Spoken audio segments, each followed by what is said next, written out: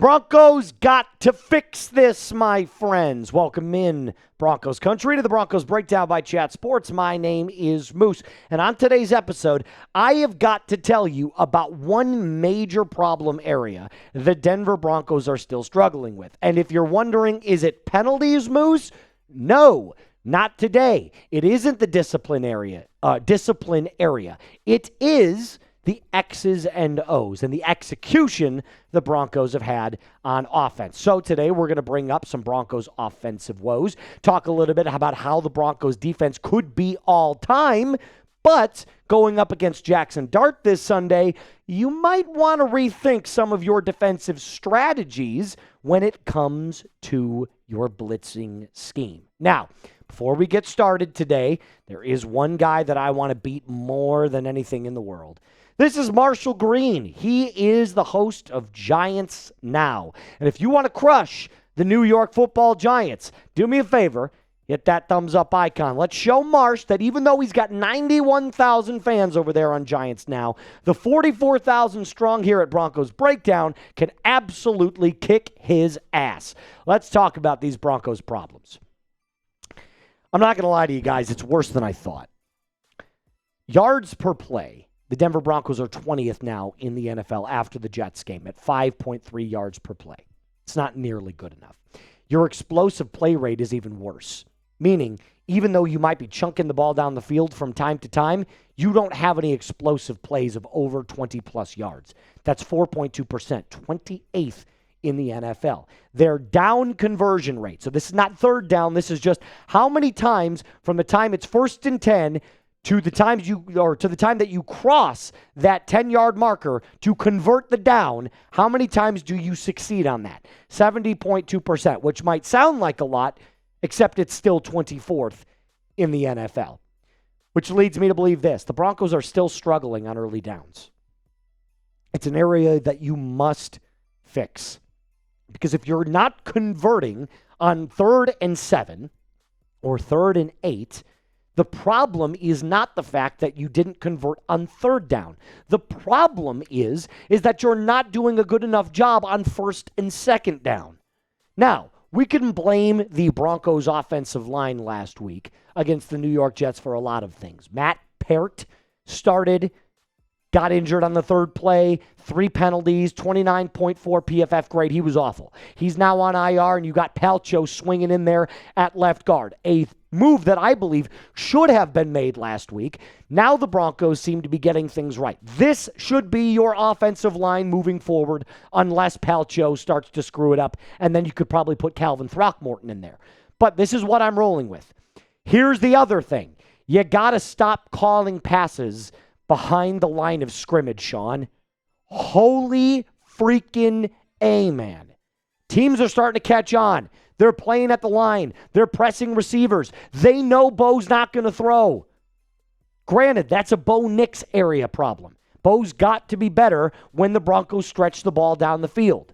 But if I go back to the Jets game in Week 6, just look at how much green is there at the line of scrimmage or behind the line of scrimmage.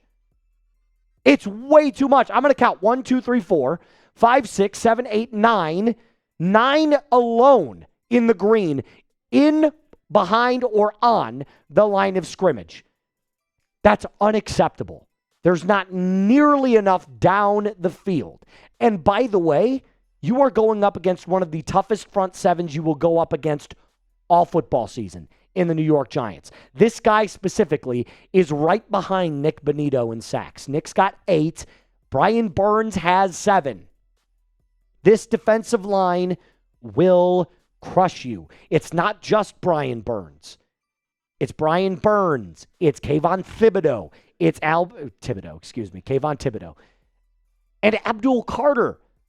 So these 3 will make your life a living hell. They're going to blitz Bo Nix. So it's even more so. You've got to stretch the ball down the field. You've got to have success moving the football down the field because this defense for the Giants is already not allowing an explosive play rate. It's only 4.9% on defense. That's 9th in the NFL. So you've got Bo Nix who's struggling to throw the ball down the field. The Giants know this. They're already good at stopping the deep ball. So what do you think they're going to do? They're going to play up, up, up, up. They're going to stack 8 in the box. They're going to blitz Bo relentlessly, and they are going to play man coverage at the line of scrimmage and just try to take away any chance you have at completing short passes.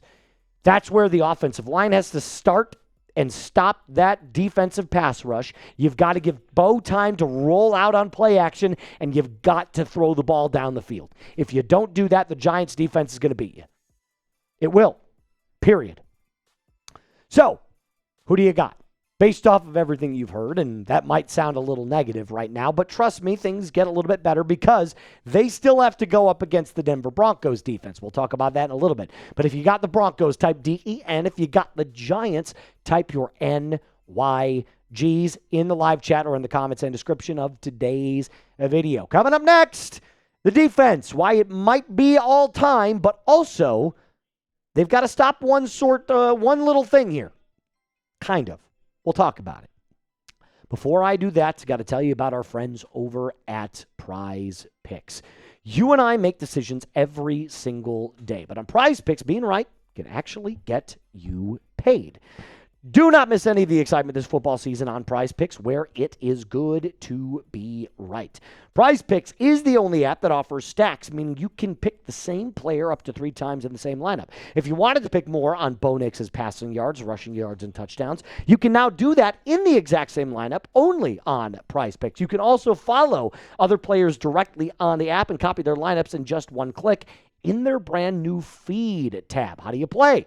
Pick your player. Pick your more or your less on their stat projections, and then watch your money multiply. That easy. Up to 2,000 times your cash this football season on Prize Picks, where it is good to be right.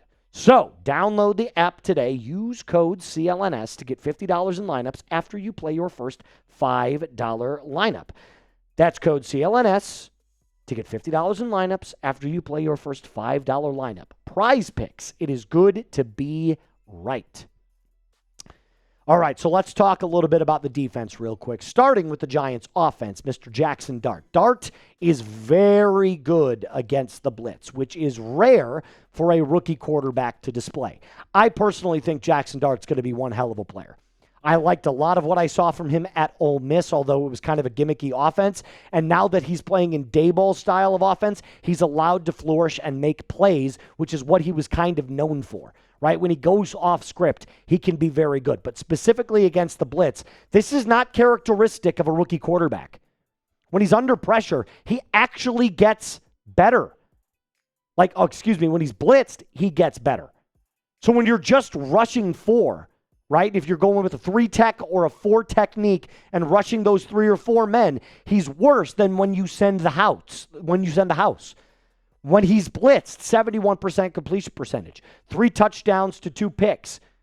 He's only been sacked 3 times. His PFF grade skyrockets. So, blitzing seems to not work nearly as well against Jaxson Dart as it does when you just rush a stereotypical 4-man front.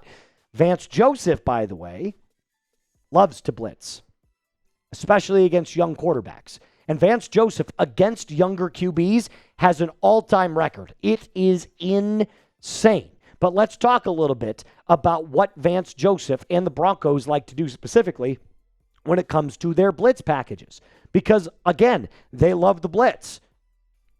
Here's your blitz rate so far in the 2025 season. The Broncos currently stand at 6th, where the New Orleans Saints are at 9th. The Eagles are at 17th, and then teams like the Los Angeles Chargers are at 24. But the Denver Broncos blitz almost a third of their snaps. I'm not saying get rid of the blitz. That's not what I mean to talk about. But what I do mean to talk about is that if you are playing a player like Jaxson Dart, who is a rookie quarterback, and Vance Joseph has statistically and historically been unbelievable against rookie quarterbacks, you might want to rethink your blitz strategy. Maybe do it on earlier downs. Maybe only blitz 25% of the time. Find a way to get Zach Allen, John Franklin Myers, DJ Jones, Yoma Uwazurike, who had a great game last week against the Jets, Nik Bonitto and Jonathon Cooper, allow them to find different ways to get after the quarterback in Jaxson Dart in a four-man front. You can still blitz.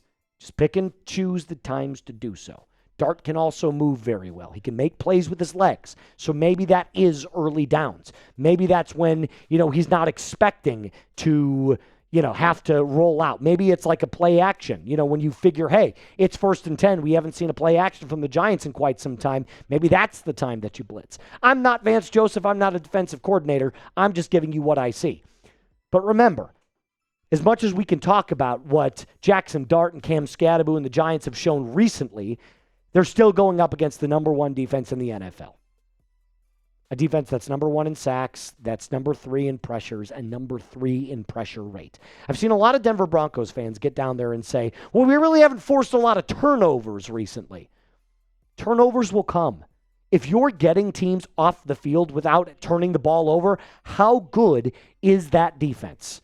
It's exceptional, because I promise you, the turnovers and the takeaways will come.